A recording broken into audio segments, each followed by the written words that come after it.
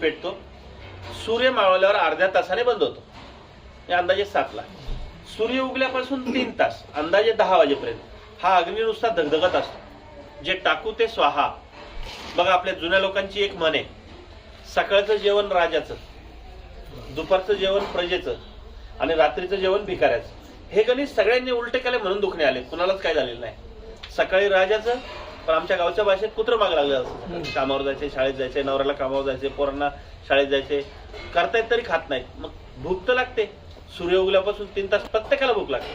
मग त्याला पर्याय शोधलाय सगळ्यांनी. चहा, बटर, बिस्किट, खारी, बेकरी प्रोडक्ट, कॉफी, आणि त्याच्याही पुढचं रात्रीचा शिळा भात गरम करून फोडणीचा भात.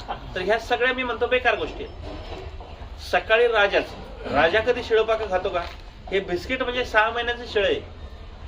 गव्हाच्या पिठाचं बिस्किट बनलंय. घरात चपाती बनवताना गव्हाचं पीठ किती दिवस शिल्लक ठेवतो ताई आपण? 12, 13, 15 दिवसाच्या वर गव्हाचं पीठ घरात शिल्लक ठेवत नाही. आणि बिस्किट 6 महिन्याचं खातो.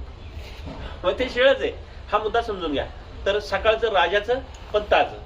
मी म्हणत नाही पंचपक्वान्न, पण एक प्रकारची भाजी, काही भाकर, पोटभर. हा नाश्ता बिष्टा ब्रिटिशांनी आणलाय. आपली परंपरा नाश्त्याची नाही. सकाळी 2 आणि ते 10च्या आत खाल्लेलं रक्त निर्मिती करतं. ब्लड फॉर्मेशनला जगात गोळी नाहीये. सकाळी 10च्या आत ताजं अन्न खा, तुमचं रक्त निर्मिती होणार. तर हा बदल करायचा. आणि 10च्या पुढं दुपारचं मध्यम, आणि आता रात्रीच्या जेवणावर सगळा खेळ आहे. खरा नियम आहे सूर्य मावळल्यावर जास्तीत जास्त अर्धा तास. इथं सगळ्या शहरी लोकांची तर सगळ्यांची फसगत होते.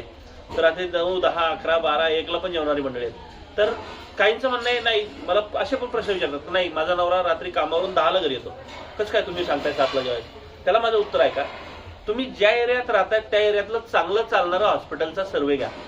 त्यातल्या 50 पेशंटचा सर्वे घ्या. त्या 50 मध्ये जैन मारवाडी किती आहेत मला सांगा.